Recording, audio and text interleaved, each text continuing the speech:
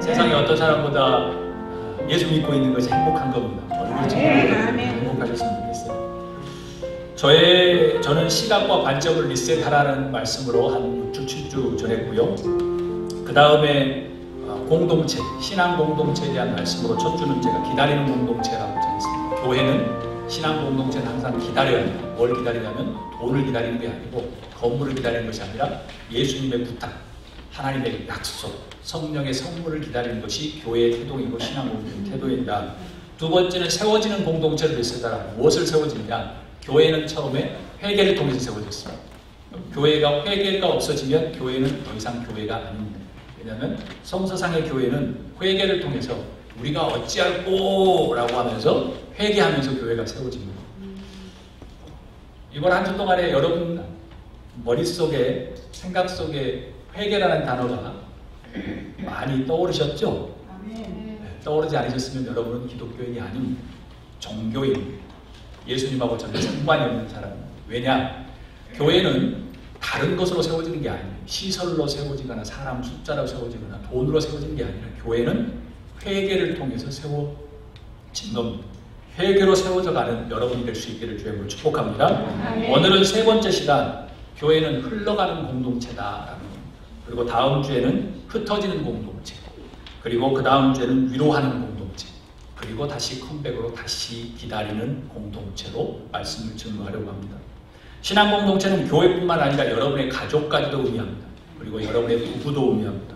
여러분의 신앙도 의미합니다. 신앙 공동체는 교회 건물이 아니고 여러분 자신의 신앙, 여러분의 가정까지도 포함하는 개념입니다. 신앙 공동체 리셋에서는 이것은 무엇이냐면 하나님께서 교회를, 초대교회를 태동시키셨던 그 상황, 그 본래 신앙 공동체가 왜, 어떻게, 무엇을 하기 위해서 하나님이 시작하셨는가를 알아야 합니다. 그래서 제가 제일 처음부터 교회는 기다리는 공동체라는 거예요. 그리고 세워가는 공동체라는 거예요. 크리스텐덤, 기독교 문화, 교회는 높게 지어하고 사람들한테 권력을 쓰게 하는 그 1700년, 1800년 동안 이어왔던 그 크리스텐덤 문화가 깨지고 포스트 크리스텐덤의 시대가 되었어요. 저는 잘 깨졌다고 생각합니다. 그렇게 생각하는 신학자들도 많습니다. 예수님은 그것을 원하지 않으셨습니까?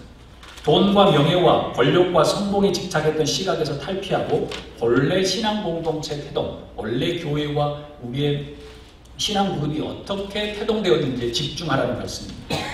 오늘 말씀 제목이 한번 따라할까요? 흘러가는 공동체로 리셋하라. 흘러가는 공동체로 리셋하라. 여러분, 우리가 어느 도시나 관광지나 그리고 어느 단체나 모임에 가면 느낌이 오죠. 어떤 느낌이 오나요?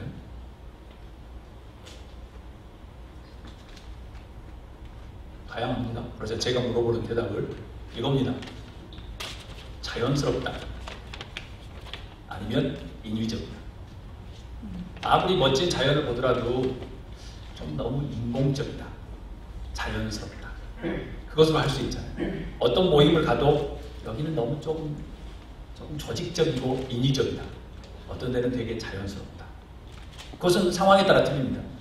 나는 싱가포르 가서 공원처럼 아름답다라고 생각하는데 어떤 사람은 인위적이어서 싫다는 사람도 있어요. 내가 싫든 그 사람은 좋을 수 있으니까. 그렇지만 그런 느낌으로 자연스럽다 아니면 좀 불편하거나 인공적이다라고 이야기합니다. 자연스럽다는 것은 이거예요. 편하다, 익숙하다. 두 번째, 인위적이라는 것은 어색하다는 말입니다. 흘러감과 멈춰섬이라는 두 단어 속에서 어떤 것이 좀 자연스러울까요?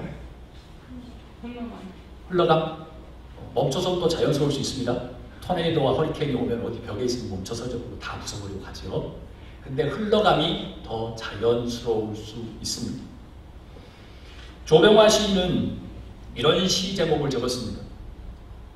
물은 흘러감에 다시 못 온다 해도 라는 제목입니다. 제가 읽습니다.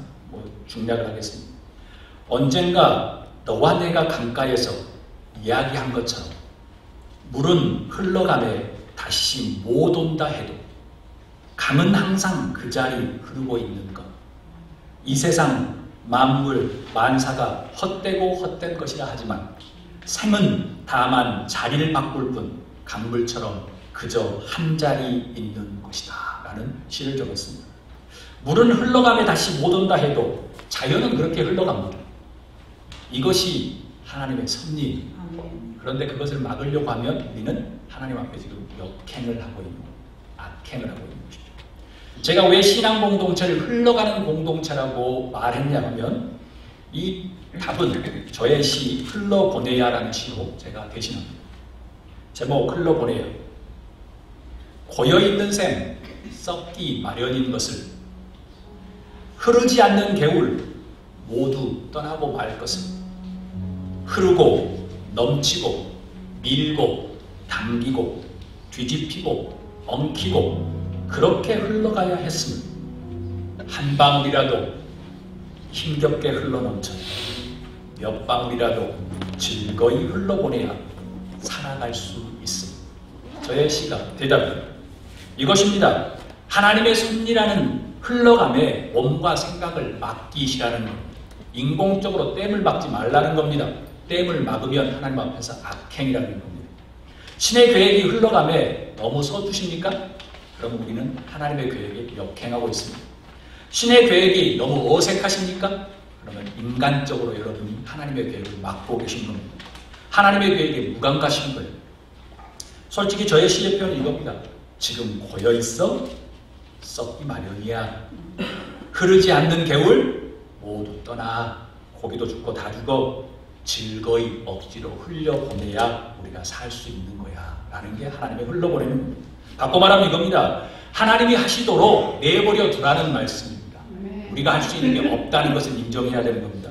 인간이 하나님의 계획 같이 뭔가 양념을 치고 자기 생각을 몸멀치기 시작하면 뭘로 바뀌어요? 자연스러움이 아니라 인위적, 인공적으로 바뀝니다. 자연스럽지가 않아요. 하나님의 뜻이 흘러가며 몸과 마음을 맡기는 여러분이 되기를 주의 이름으로 축복합니다. 다 함께 사도행전 오늘 본문 2장 43절에서 47절 말씀을 읽도록 하겠습니다. 모든 사람에게 두려운 마음이 생겼다. 사도들을 통하여 놀라운 일과 표징이 많이 일어났던 것이다. 믿는 사람은 모두 함께 지내며 모든 것을 공동으로 소유하였다. 그들은 재산과 소유물을 팔아서 모든 사람에게 필요한 대로 나누어 주었다. 그리고 날마다 한 마음으로 성전에 열심히 모이고 집집이 돌아가며 빵을 떼며 순전한 마음으로 기쁘게 음식을 먹고 하나님을 찬양하였다. 그래서 그들은 모든 사람에게서 호감을 샀다. 주님께서는 구원받은 사람을 날마다 더하여 주셨다. 하나님이 하시는 대로 지켜보면서 흘러가는 공동체가 되려면 어떻게 해야 될까요? 첫 번째, 우리 다 함께 읽도록 하겠습니다. 두려움이 흘러가는 공동체로 리셋하라. 여기서 두려움은 조금 어색한 표현일 수 있습니다. 여기서 두려움은 창을 가지고 두렵게 하는 게 아닙니다. 돈으로 갑질하는 게 아닙니다. 집이 뭐 크다고 막 갑질하는 게 아닙니다. 많이 배웠다고 정치인이라고 갑질하는 게 아닙니다. 왜요? 거기에 120명은 역적 예수를 따르는 사람들이었어요. 역적 예수를 따르는 사람이 겁이 나서 저녁에 문을 닫고 모였습니다. 120명. 힘이 없는 사람들입니다. 그런데 주변 사람들이 그들을 보고 두려워했다고 이야기해요. 두려워했다고. 43절 모든 사람에게 두려운 마음이 생겼다. 역적의 무리들이에요. 저녁에 문을 닫고 기도하는 사람들이에요. 그런데 주변 사람들이 두려워했습니다. 주변 사람이 두려워하는 마음이 생겼습니다. 두려움을 느꼈다는 것은 무엇인가? 힘을 느꼈다는 거예요. 힘. 저는 이렇게 바꾸고 싶습니다. 다 함께 한 목소리로 읽습니다. 영적인 두려움이 흘러가게 하자. 큰 소리로 읽습니다. 영적인 두려움이 흘러가게 하자. 120명의 사람들은 시대의 반역자인 예수를 따르는 무리들입니다. 여러분, 누가 약자입니까? 120명입니까? 아니면 로마의 시민권입니까? 아니면 그 화려한 대도시, 우리 대한민국에는 없었던 그 대도시 예루살렘 사람입니까? 누가 약자예요? 120명 역적의 무리들이지요. 그런데 그들이 두려워한 게 아니라 주변의 대도시 화려한 예루살렘과 로마 시민권 가진 사람이 두려워요.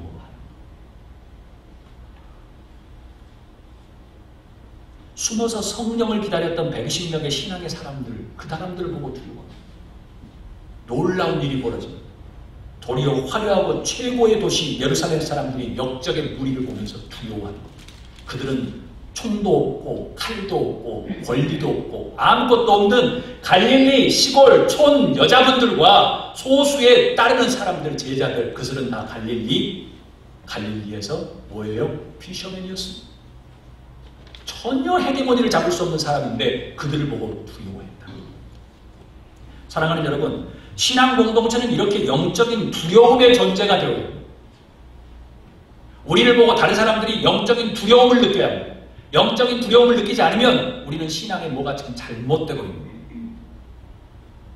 남들의 입에 노래는 이바구가 되고 있다. 남들의 가십거리가 되고 있다. 우리는 이미 신앙을 포기한 거예요. 하나님의 영이 없는 것입니다. 비신앙인과 별반 다름이 없는 인생, 다른 사람들의 손가락질을 당하는 인생, 그거는 신앙 공동체의 출발점이 아닙니다. 우리는 이미 임마누엘 동창회 모임하고 있는 거예요. 다른 한인의 모임을 하고 있는 거예요. 교회의 일을 포기하는 것이죠. 비신앙인들이 신앙 공동체를 보고 영적인 두려움을 느껴요. 저는 또한 이렇게 바꾸고 싶습니다. 다 한 목소리로 읽도록 하겠습니다. 영적인 성숙함이 흘러가게 하자. 아멘. 왜 주변 사람들이 두려워했을까요? 자신들과 다른 영적인 뭐가 있다는 거예요. 그 사람들은 칼이 없었어요. 그 사람들은 돈도 없어요. 자기 고향도 아니에요. 갈릴리 시골 촌구석 먼지 날리는 변두리 모퉁이에 있는 사람들이 지금 대도시 엄청난 화려했던 거, 우리나라 한양 없었던 시절에 2000년 전에 고조선은 아니고 초기 삼국시대인데 뭐가 있었겠어요. 그런 대도시 예루살렘에서 있었던 사람들이 두려워한다는 건 뭐예요? 자기들과 다른 영적인 무엇인가 있다는 거예요. 본받을 점. 이겁니다. 어려움이 생기면 찾아가서 한번 기도를 부탁하고 싶은 사람인 거예요. 힘들 때 위로를 받고 싶은 사람인 거예요. 그런 사람이 되라는 것입니다. 그래서 두려움은 영적인 두려움이면서 분명히 시골 촌 사람들이 왔는데 저 사람들이 겁난다. 내가 저 사람들하고 친하게 지내거나 내가 저 사람들한테 무엇인가를 의뢰해야 된다고 하는 성숙함이 보였다는 말씀입니다. 바꿔 말하면 이겁니다. 세상에 살지만 세상과 구별되는 것. 세상에 살지만 거룩함으로 살아가는 것. 함께 살아가고 함께 밥을 먹고 함께 일하지만 무엇인가 보이지 않는 영적인 구별됨이 있는 사람. 그것이 교회의 출발이라는 거예요. 그것을 잃으면 교회는 이름만인 거예요. 교회가 아닌 거예요. 사랑하는 예배자 여러분, 여러분의 삶과 여러분의 언어와 여러분의 행동과 여러분이 뭘 사고 쓰는 씀씀이와 여러분의 모든 것들이 다 다른 모든 사람들에게 영적인 두려움과 영적인 성숙함으로 흘러보낼 수 있기를 주의 축복합니다. 두 번째로 하나님께서 원하시는 방향으로 흘러가려면 어떻게 리셋해야 할까? 다 한 목소리로 크게 읽습니다. 호감이 흘러가는 공동체로 리셋하라. 47절 말씀에 이렇게 되어 있습니다. 하나님을 찬양하였다. 그래서 그들은 모든 사람들에게 호감을 샀다. 주님께서 구원받는 사람을 날마다 도와여 주셨다. 호감이란 무엇이죠? 저의 성서는 이겁니다. 호감은 그렇죠. 관심, 좋은 나눔. 저의 성서는 이겁니다. Enjoying the goodwill of all the people. Goodwill. 우리 구딜 스토어 있죠?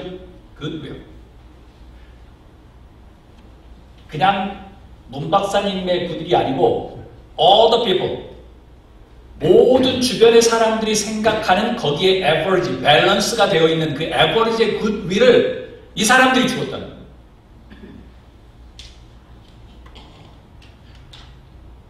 ESV는 이렇게 이야기합니다. Having favor with all the people.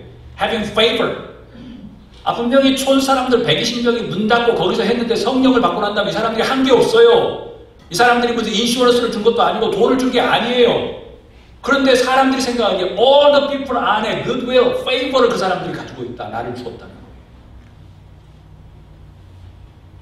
이 호감은 세상에서 성공과 돈과 명예를 채운 게 아닙니다. 교회는 무슨 건물을 크게 지어서 프로그램을 막 주는 게 아니에요.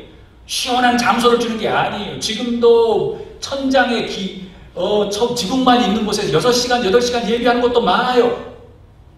하나님은 마음이 아픈 약지를 갖다가 더 사랑하시지 넉넉한 사람을 사랑하지 않아요. 한국과 미국은 너무 넉넉해서 이미 하나님의 마음이 떠나고 있어요. 그것은 역사가 말하는 거예요. 돈과 성공과 명예를 위해서 교회에 오는 게 아니고 교회는 호감이 흘러가는 단체라는 거지. 그냥 우리는 가만히 있어도 호감이 흘러가게 되는 거예요. 기억하십시오. 120명의 공동체는 역적의 무리였습니다. 왜 그런 줄 아세요? 그들은 그렇게 하고도 나중에 숨어서 카타콤에 들어가서 200년을 사는 거예요. 그들은 그렇게 헤게모니를 잡지 못합니다. 여전히 약자였습니다. 그런데 사람들은 알아요. 그게 진실이라는 것을. 교회는 그것을 망가뜨리면 교회는 아무것도 아닌 거예요. 그래서 한국이나 미국이나 교회 큰 건물들 경매로 나오고 다 어집으로 바뀌고 유럽의 펍으로 바뀌는 것이죠. 건물이 아니고 돈이 아니고 명예가 아니고 하나님은 그게 많으신 분이에요. 그거 관심도 없는 분이세요. 호감이라는 단어를 세상이 말하는 것으로 견주어 생각하면 큰 오산이에요. 초대교회로 돌아가자고 해놓고 프로그램만 많이 한다. 그게 문제가 아닌 거예요. 우리가 호감을 느끼게끔 호감이 있는 삶을 살아야 된다는 거예요. 은혜와 헬라어로 이 호감이라는 단어는 이거예요. hersh라는 단어예요. hersh. 그것은 무슨 뜻이냐면 영어로 grace, kindness. 그 사람들이 돈을 준 게 아니고 그냥 자기들끼리 모여서 하나님을 찬양하는데 나눠 먹고 그냥 서로 봉사하다 보니까 이게 그냥 하나님의 은혜구나. 하나님의 은혜구나. grace. 그리고 그냥 저 사람들 보니까 시골 촌 사람들인데 카인드니스가 그냥 나오는 거네 이게. 그 사람들이 전도했다는 표현 하나도 없어요. 전도하면 죽어요. 왜 전도해요 그 사람들이? 전도하지 않아요. 그냥 가만히 있었는데 그냥 호감이 갔다는 거예요. 그게 성령의 능력인 거예요. 사랑하는 여러분, 이 favor, 호감, 그것이 우리에게 흘러나와야 돼요. 그게 증거예요. 그래야지 우리가 하나님의 자녀가 되는 거예요. 예수님의 제자가 되는 거예요. 주변인에게 호감을 사는 공동체로 리셋하는 여러분이 되기를 주님을 축복합니다. 호감은 이겁니다. 아까 말한 대로 관심, 매력이라. 매력적이네. 더 이상 교회와 신앙의 매력이 사라진 시대, 한국과 미국, 하나님은 손이 이미 떠나고 옷자락만 슬쩍 걸치고 있는 이 시대, 진짜 신앙이 무엇인지 구별되는 시기, 저는 너무나도 묻습니다. 지금 이 시기에 진짜 신앙이 무엇인지, 진짜 교회가 무엇인지를 구별할 수 있는 시기이기 때문에 너무나도 저는 기쁩니다. 제가 만약 입하기만 무성했던 시대에 살았으면 무엇이 진짜 신앙인지 몰랐을 것입니다. 그런데 다 손가락질하고 떠나는 이 시대, 진짜 신앙이 무엇인지 알 수 있는 시대에 살아서 너무나도 감사합니다. 진짜 예수님을 따르는 것이 무엇인지를 알 수 있는 시대라는 거예요. 사랑하는 여러분, 영적인 두려움과 호감을 흘러보내는 여러분의 신앙과 가정과 여러분 자신들이 될 수 있기를 주님을 축복합니다. 그들과 함께 살지만 영적으로 달라야 합니다. 두려움은 부러움의 대상, 비기독교인들에게 부러움의 대상이 되는 것입니다. 그것이 호감을 받는 것이죠. 손가락질하면서 가십하는 대상이 아니라는 겁니다. 가십하고 있으면 우리도 신앙을 잃어버린 거고 가십을 당하는 것이면 그것도 교회의 역할도 없다는 겁니다. 다 함께 본문 말씀을 한 번 더 큰 목소리로 읽도록 하겠습니다. 모든 사람에게 두려운 마음이 생겼다. 사도들을 통하여 놀라운 일과 표적이 많이 일어났던 것이다. 믿는 사람들은 모두 함께 지내며 모든 것을 공동으로 소유하였다. 그들은 재산과 소유물을 팔아서 모든 사람에게 필요한 대로 나누어 주었다. 그리고 날마다 한 마음으로 성전에 열심히 모이고 집집이 돌아가면서 빵을 떼며 순전한 마음으로 음식을 먹고 하나님을 찬양하였다. 그래서 그들은 모든 사람에게서 호감을 샀다. 주님께서는 구원받는 사람을 날마다 더하여 주셨다. 아멘. 120명의 신자들은 모두 함께 지냈다고 이야기합니다. 공동으로 소유하며 살았다고 이야기합니다. 서로 필요한 대로 나누어 주었다고 말합니다. 그뿐 아니라 날마다 한 마음으로 성전에 모였고요. 집에서 서로 빵을 떼며 음식을 먹으며 예배했습니다. 그런데 여러분, 한 가지 질문합니다. 이런 일을 누가 시켜서 했을까요? 아니면 물을 흘러가듯 자연스러웠을까요? 자연스러웠겠지요. 그럼 우리의 신앙 공동체가 올바로 리셋하려면 어떻게 해야 할까요? 함께 한 목소리로 읽도록 하겠습니다. 자발성이 흘러가는 공동체로 리셋하라. 이 자발성이라는 스판테이니얼, 이 자발성이라는 단어는 아주 중요한 철학적인 단어입니다. 칸트가 언급한 거고 또 이렇게 이과 쪽에 계신 분들은 아시겠지만 자발성에 대한 것은 과학에 대해 사용하는 개념입니다. 이 자발성이라는 것은 자연 행동, 그리고 자연 발생, 천연성, 자연스러움이라는 뜻을 가지고 있습니다. 한마디로 이것은 다른 반대 언어는 비자발적인 것, 그 다음에 공격적인 것, 계획적인 것, 성공지향적인 것, 효율적인 것, 그것이 반대 개념입니다. 인간의 머리로 강압적이거나 계획을 세우거나 그래가지고 교회를 막 크게 하려고 하거나 막 가족을 막 성공지향적으로 나가려고 하거나 그렇게 되면 무엇이냐? 자발성이라는 단어가 없어집니다. 신앙 공동체는 자발적이에요. 그 자발성이 자연스럽게 흘러가야 합니다. 그런데 사람들이 인위적인 것으로 무엇인가 세상의 성공의 방법, 세상의 기업들이 하는 것, 정치인들이 하는 걸 교회에 집어넣으니 하나님의 손이 떠나는 것입니다. 기독교는 고행의 종교도 아닙니다. 강압적이고 계획적이고 성공적이고 효율적인 게 아닙니다. 자발적입니다. 성령은 자발의 영입니다. 성령의 은혜로 자발성이 자연스럽게 꾸미며 흘러가야 합니다. 제자들은 예수님을 따르는 것이지 예수님 앞에 가서 길을 헤치고 가는 강압적인 게 아닌 겁니다. 그냥 예수님이 가신 길을 따라가는 겁니다. 왜 제자들이라고 해놓고 날마다 크게 짓고 빚을 내고 날마다 난리 법석을 떠는 것이죠? 예수님을 따르는 게 전혀 아닌 겁니다. 예수님은 따르라고 했지 앞에 나가서 옵사이드 반칙하면서 마음대로 살라고 말하지 않은 겁니다. 팔로잉이라는 것은 물에 흐르듯 강줄기를 그냥 따라가는 것입니다. 중요한 개념입니다. 저희 딸 가은이에게 제가 무엇을 물어보면 물어보면 이렇게 말합니다. 딸은 그냥 잔소리처럼 머리 흔들고 막 그냥 잔소리 한다고. 저는 분명히 한 번 이야기하고 높아심에 다시 한번 물어봅니다. 그런데 제가 하려고 했는데 가은이가 하려고 했는데 내가 한 번 더 말하면 짜증을 내면서 싫어합니다. 왜? 자기가 하고 싶은 마음이 있었는데 내가 한 번 차고 들어오면 자발성이라는 게 없어지기 때문에 그렇습니다. 발론티어라는 것은 봉사입니다. 근데 발론티어 안에 필터가 하나 들어오면 비자발적인 뭔가 하나가 들어오면 뭘로 바뀌냐면 맨데토리로 바뀝니다. 의무적으로 강제적이라는 단어가 들어갑니다. 그때부터는 뭐가 사라지냐면 은혜가 사라져요. 그리고 억지와 짜증만 남습니다.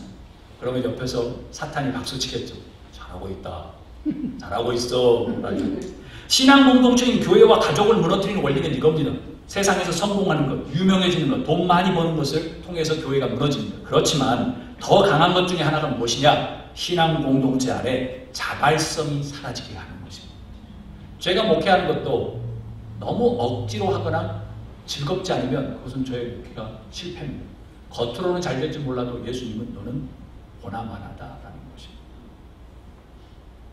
자발성이 사라지면 특징이 뭐냐? 얼굴에 5만 가지 인상이 있어집니다. 왜냐하면 맨데토리입니다. 강제적이니까.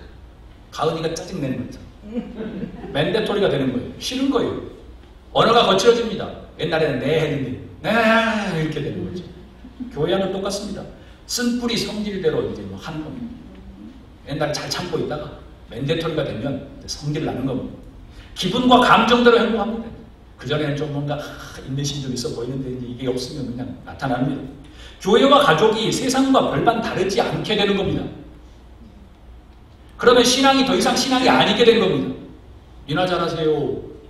나하고는 별로 상관이 없는 것 같은 니나 나나 다른 게 뭐가 있는데 가족과 교회에 하나님의 영이 사라지는 증거가 됩니다. 성령 하나님은 신앙 공동체에 어떠한 머리로 재고 따지고 평가하고 공격하고 판단하는 그 비자발성인 것들을 사라지게 하는 능력이 있습니다. 성령님은 두려워서 벌벌 떠는 120명의 사람들에게 자발성이 넘치는 사랑과 은혜가 넘치게 만드셨어요. 그래서 문을 닫고 놓았던 사람들이 광장에 뛰어나갑니다. 그리고 함께 먹고 나누고 함께 찬송하고 얘기함으로 주변 사람들이 두려워하고 호감을 느끼게 합니다. 그래서 주님께서 구원받는 사람을 날마다 더 하셨더라. 여러분의 신앙의 여정 안에 성령의 은혜로 자발성이 흘러가는 신앙 공동체가 될 수 있기를 주의 축복합니다. 아멘. 하나님은 겉에 사이즈나 건물이나 성공이나 돈이나 집이나 차로 판단하는 게 아니고 너희 마음에 신령과 진정으로 예배하는 자발적인 예배자를 찾으시는 거예요. 아멘. 돈 많은 나라를 찾는 것도 아니고 돈 많은 금액을 찾는 게 아니고 그러면 마이크로소프트가 구원받겠지요. 그게 아니라 나를 사랑하고 나를 따르려고 하는 자발적인 예배자를 찾는다고 말씀하십니다. 하나님은 수많은 사람을 찾는다는 표현도 없어요. 나는 한 사람을 찾는다는 표현은 성경이 너무나도 많아요. 하나님은 궁한 분이 아니십니다. 자발적인 예배자로서는 여러분이 될 수 있기를 주의 이름으로 축복합니다. 저의 시 흘러가는 것의 의미라는 시를 읽고 마무리를 합니다. 흘러가는 것의 의미. 슬그머니 쉼표 하나 남기며 흘러간다. 마침표가 어디인지 찾으려 애쓰지만 마냥 흘러 멀어져 간다. 정중하게 의미 하나 던져놓고 흘러간다. 무엇을 뜻하는지 찰나도 허락하지 않고 마냥 흘러 희미해져 간다. 무수함 속에 이슈 하나 허락하며 흘러간다. 곱씹을 시간도 없이 언제 그랬냐는 듯이 마냥 바람의 꼬리처럼 사라진다. 현실의 허우적거림 속에서 명료를 뿌리며 흘러간다. 경계의 중첩에서 유연함도 허락하지 않고 마냥 스며나가듯 달아난다. 무엇이 그리 바쁜 것인가? 누구 하나 기억하지 못할 먼지와 같은 것은 어제처럼 오늘도 그렇게 내일도 흘러갈 것은 우리가 하나님 앞에서 하나님의 계획과 하나님의 그 뜻 안에서 그것을 몸과 마음을 맡기고 흘러가는 여러분이 되기를 주님으로 축복합니다. 억지로 보여주면 그것은 이미 우리의 아이덴티티는 끝난 것입니다. 때로는 억지가 훈련일 수 있습니다. 그런데 그 훈련이 몇 년이 가면 그것은 우리 안에 영이 사라진 것입니다. 영이 임하면 노력하지 않아도 자연스럽게 흘러가게 되고 있습니다. 올 시간 이 말씀 생각하면서 한번 기도했으면 좋겠습니다. 주님.